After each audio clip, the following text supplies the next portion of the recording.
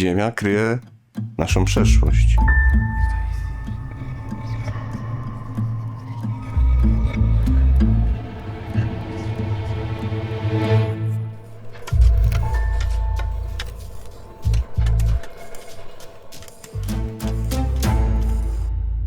Archeologia najłatwiej opisać to jako układanie puzli.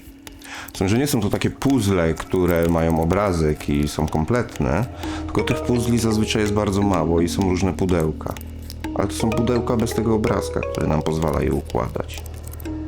Te puzzle często są zniszczone, wytarte, zdekompletowane i my staramy się układać te puzzle, żeby zrozumieć, jak żyli ludzie kiedyś. Czym bliżej jest naszych czasów, tym puzli jest więcej. Są one mniej zniszczone, mniej powycierane, mniej porozrywane, ale nadal nie mamy kompletnego obrazka i to wymaga od nas oczywiście odnajdywania tych nowych puzli w czasie badań wykopaliskowych, ale też odnajdywania tych nowych puzli dzięki wprowadzaniu nowych metod i spoglądania na te puzzle w trochę inny sposób, te bardziej zniszczone, te rozerwane, te przetarte.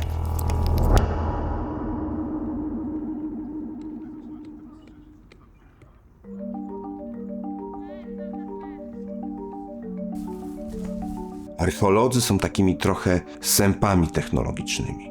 Rozglądamy się, co wymyślają w innych naukach i staramy się to adoptować.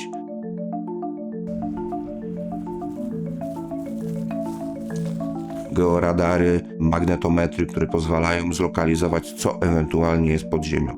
Pod postacią pewnych anomalii, czyli pewnych zmian właściwości fizycznych gruntu, ale my możemy to interpretować dzięki znajomości procesu powstawania tych anomalii, dzięki doświadczeniu możemy to interpretować, jak to może się przekładać na to, co znajduje się pod ziemią. LIDAR to z kolei jest taka technologia skanowania laserowego, czyli mamy nadajnik, który wysyła wiązkę laserową, ona się odbija od przeszkód. Dzięki temu jesteśmy w stanie stworzyć bardzo szczegółowy plan wysokościowy jakiegoś miejsca. Ludzki wzrok tego nie wychwyci, jeśli stoimy na powierzchni gruntu. Ale jeśli mamy plan, który został stworzony z takich właśnie punktów, które zostały namierzone za pomocą lidaru, no to będziemy wiedzieli, że tak naprawdę gdzieś jest troszkę wyżej, gdzieś jest troszkę niżej. To jest bardzo ważne oczywiście. To, żeby jak najwięcej tych informacji zebrać, to też jest kwestia tego, że my eksplorujemy to pewnymi poziomami. Jeśli mamy na przykład nasyp, pod którym jest grób, to tak naprawdę najbardziej interesujące jest to, co w tym grobie jest. Więc można by sobie pomyśleć, że wykopanie sobie takiego tylko leja do tego grobu będzie najsensowniejsze.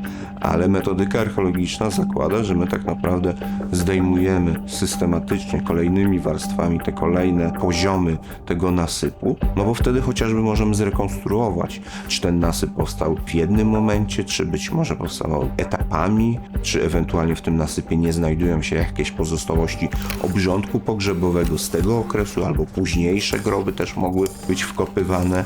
Tak więc to wszystko się bardzo powoli eksploruje, starając się jak najdokładniej to dokumentować, starając się oczywiście też pobierać jak najwięcej próbek.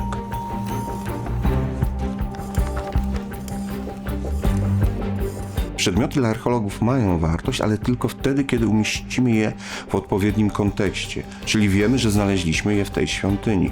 Wiemy, że jakaś społeczność tą świątynię wzniosła w jakimś celu, żeby oddać cześć jakimś bogom i zawarła tam pewne treści. Ten sam przedmiot wyrwany z tego kontekstu tak naprawdę niezbyt wiele nam mówi. Sposób eksploracji i sposób pobrania prób, które potem zamierzamy analizować. To jest kluczowe. To najlepszym przykładem są analizy radiowęglowe, które służą nam do datowań. Jeśli próbka zostanie źle pobrana, źle zapakowana, to ta data może być po prostu potem zafałszowana i nie będziemy w stanie tego w żaden sposób naprawić. Również w przypadku takich analiz jak chociażby XRF. Jest to metoda nieniszcząca, nieinwazyjna, w związku z tym dla nas szczególnie cenna i na jej podstawie jesteśmy w stanie określić skład pierwiastkowy, zawartość tych pierwiastków w badanej próbce. Jest to tylko jedna z wielu metod fizykochemicznych używanych do badania tych prób. Laboratoria dają tak naprawdę nieograniczone możliwości, bo możemy badać skład, począwszy od pierwiastków poprzez minerały, które prowadzi nam do identyfikacji tego, co dodano, bądź czym jest przedmiot badany. Staramy się dzięki tym metodom odpowiedzieć, na przykład jak stare to jest, czyli jaką datę ma, albo skąd pochodzi.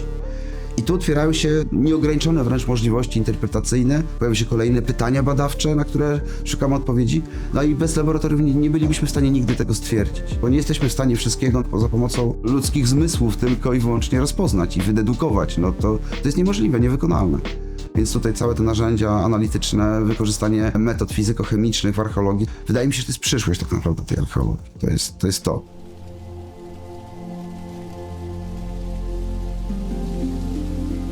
Mi archeologia jest po to, żeby zrozumieć świat, w którym żyję, żeby lepiej ten świat zrozumieć. I myślę, że dla każdego z nas archeologia może mieć taką wartość. Żeby chociażby mieć świadomość tego, że w miejscach, w których mieszkamy, już kiedyś żyli ludzie i oni te miejsca z jakiegoś powodu wybierali. Archeologia też, jeśli wejdziemy głębiej i będziemy próbować rozumieć te społeczności, może nam podpowiedzieć taką jedną bardzo ważną rzecz, że ludzie na różne problemy mogą odpowiadać w różny sposób, że nie ma jakiejś jednej ścieżki. I rozwój kultur ludzkich w tych pradziejach, chociażby tutaj ziem polskich, nam pokazuje, że tak naprawdę były testowane różne modele społeczne, były testowane różne sposoby na odpowiedzi na pewne wyzwania i my też powinniśmy w taki sposób myśleć o tym świecie, który nas otacza. Zawsze rozważać różne rozwiązania jednego problemu, tak jak to robili ludzie od pradziejów, a nie narzucać wszystkim jeden konkretny model.